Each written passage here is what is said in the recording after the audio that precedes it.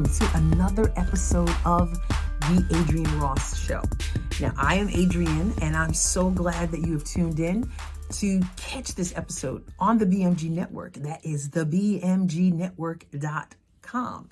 Or perhaps you're listening on another major podcast platform. Wherever you're listening, I'm glad you are. And maybe you're also watching. This is the first time I'm doing the episode via video on YouTube, and we'll see how that goes. Maybe that's something that we'll want to continue, but I'm excited about doing this for the first time. And I will talk more about the BMG Network at the end of this episode, okay? But for now, I want to start the way I've been starting, and that is with a thank you, a huge thank you to those of you who have taken a moment to leave a review, wherever reviews may be left. And I'm going to read this week's highlight review from Apple Podcast. It's from MH1998, and MH1998 writes, "Amazing insight. I am an Orthodox Jew, and Adrienne is a very strong Christian. Anyone listening to her podcast will definitely be able to get great advice out of it. I know I'm definitely using her political talking points in conversations with friends. I think about her general life advice as a young single person fresh in my career. Whether it's navigating the dating world or looking for a unique perspective in politics, Adrienne has me covered. I look forward to tuning in to each new episode." MH, thank you so much for that wonderful review. I really appreciate it. And I also, again, ask others to do the same. If you would please leave a review wherever reviews may be left, I would so greatly appreciate it. I know some of you reach out and you tell me that you're enjoying it, and that's wonderful. I love those messages. But if you would leave a review, it would be so amazing. So I'm asking for that, and I'm thanking you for it in advance. All right.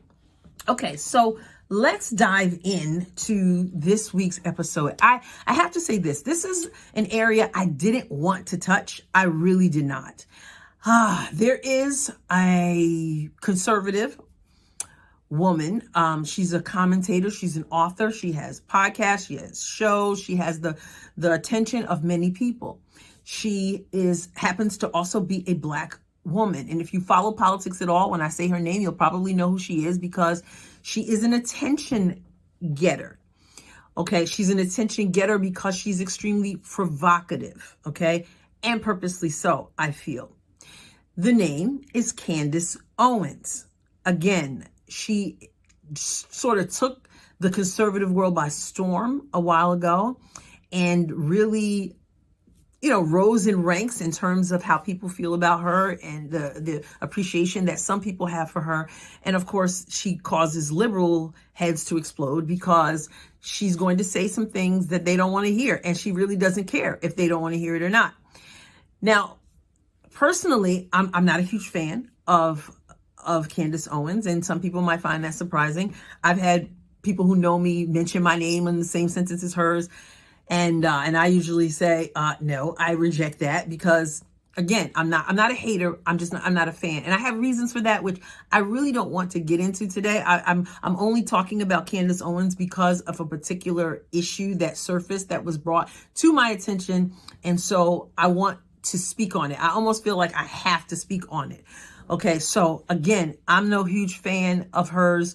I have reasons for that. I'm not a hater. She does what she does. I have to do what I have to do. But I am going to speak on this particular issue because it needs to be spoken about. Okay. It's deep, and I just have to say something. Okay.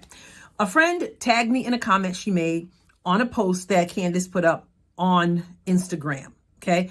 My friend was, you might say, livid about what Candace posted. And then after I commented to my friend, which was, "Why are you letting this get you upset? This is what she does. She does it on purpose. She likes to provoke." Now, I don't know if Candace thought that she was going to provoke this kind of response from a conservative, but I began to look through the comments that other people left in addition to my friend. And she might have been surprised to know that there were a lot of people who really did not feel what she was saying. They were offended by it.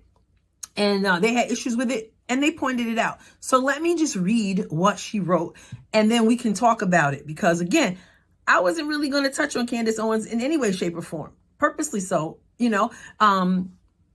even though someone had asked me to. I purposely wasn't going to do that. But when this came up, I said, you know what? I got to say something. So let me read this post. She put on Instagram, "It's so important for women to start families. With very few exceptions, women that don't start families transform into angry, bitter, maladapted, shrieking sociopaths with their therapists on speed dial. Fighting biology never ends well. Women are meant to nurture." And then she went on to say, "We need to bring back feminine women as desperately as we need to bring back manly men. Society is regressing because we have abandoned our roles as providers and nurturers. And in the end, biology wins." Okay. Some of the comments are exactly what my friend was talking about, exactly what I feel, and I will expound on that. Some of those comments were, you know what, hold up, Candace. Let's talk about the fact that there are women who cannot have children. There are women who desire to be married, but they haven't found Mr. Right. And there are women who truly want the will of God for their lives, and for whatever reason, he has not given them a mate yet, and they just want to be in the will of God. Now, if you've never, and I've talked on this before, so if you've never seen my episode called "Why I Never Got Married," please go to my podcast episodes and listen to that. Okay. It's very, very important. And so I just want to talk about this post as well. Okay.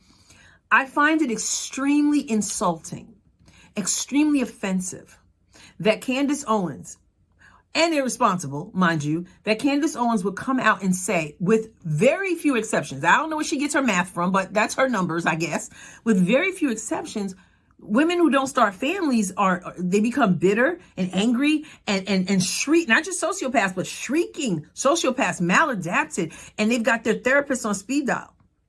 You know, what does this say to women who can't have children? What does it say to women who just haven't found Mr. Right, but they want to? What does it say to women who've chosen not to have children? And they're not these hardcore feminists who believe that it's a back in the daytime when you're supposed to raise a family, and these are women who respect marriage or whatever. They're not married. They made that choice, or they're married, they didn't have kids, or they can't, or they're waiting on what God has for them, or whatever.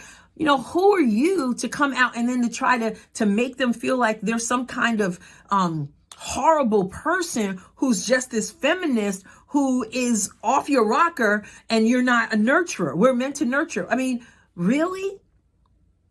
I mean, that's just, and that was what some of the comments said. I've read comments where people said, you know what, I generally agree with you, but on this, I can't agree with you. And my friend who commented that, she said, look, I'm an accomplished woman. I work for a Christian radio station. I'm a college graduate. I lead a life group for my church. I love God. I don't desire to have any children. She's also single. And other people who said the same thing, Candace, this is over the top. Now, I agree with some of what you say, or I agree with a lot of what you say, but this is where I draw the line. There were comments about that. I read them. And as a person who, I spent, as I talk about in that episode, Why I Never Got Married, I spent a lot of time of my life being really upset that I was single. I wanted to be a mother. It wasn't like I was some, hardcore feminist who, just thought that it was wrong to get married or have kids or whatever. It's just that God has a plan, and I have to fulfill the plan that God has for me. And I did singles ministry for years. And I would hear women who wanted to have children, or who wanted to get married down the road or whatever. And they just, it just didn't happen for them. I got to say this, if you hear some noise, let's just be informal. If you hear that hissing in the background, my two cats are having it out. So I was going to ignore it, but I couldn't. So you got to forgive me. I'm just going to be informal. That's my cats hissing with each other there. Anyway, back to this.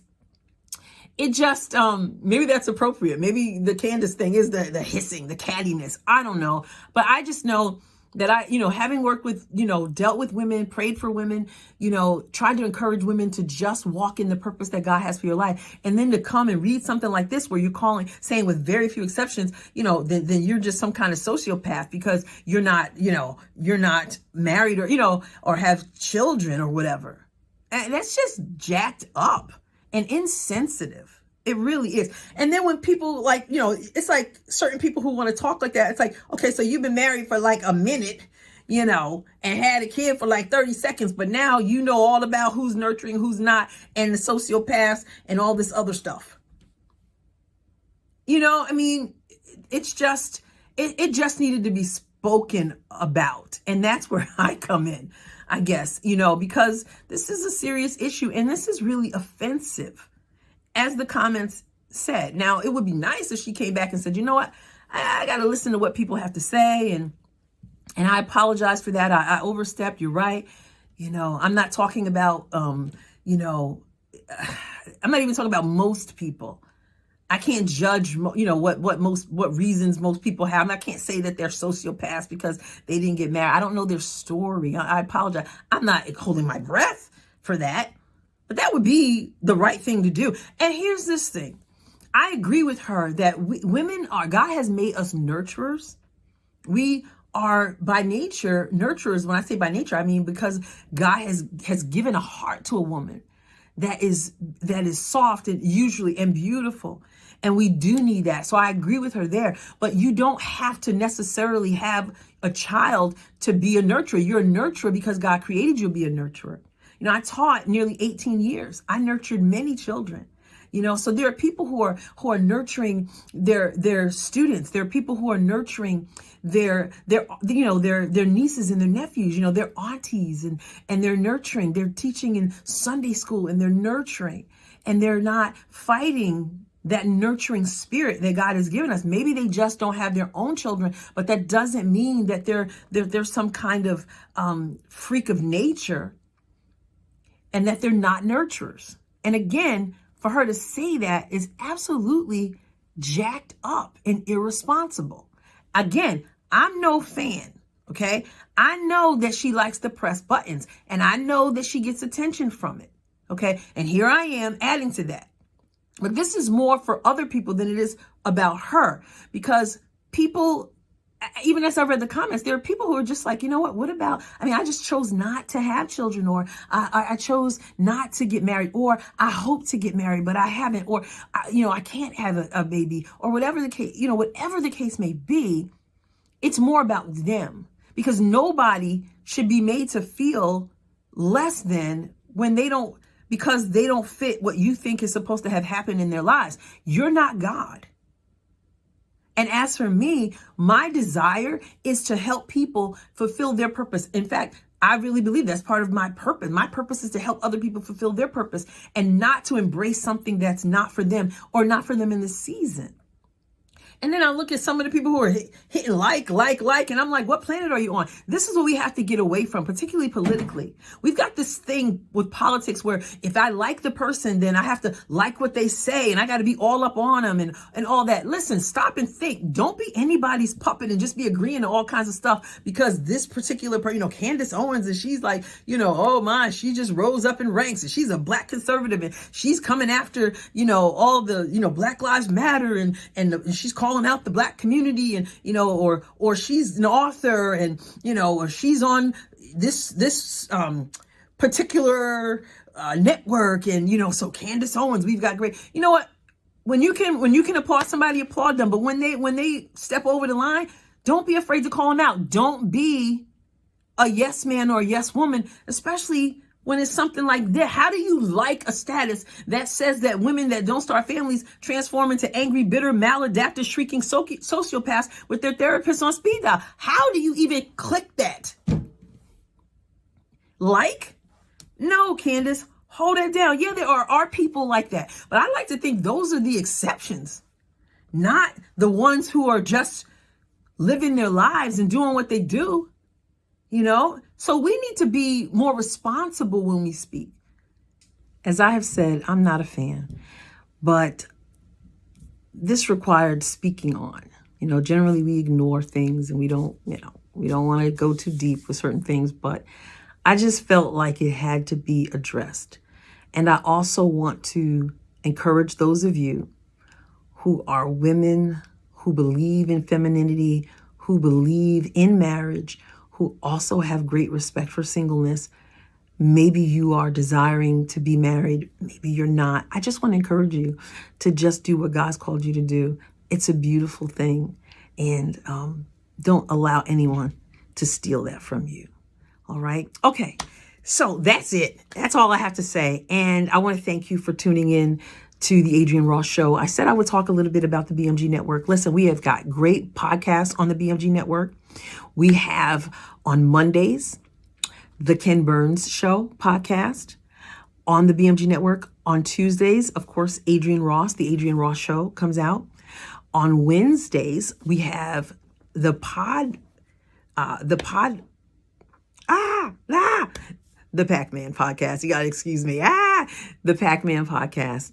And that is with Ted Flint.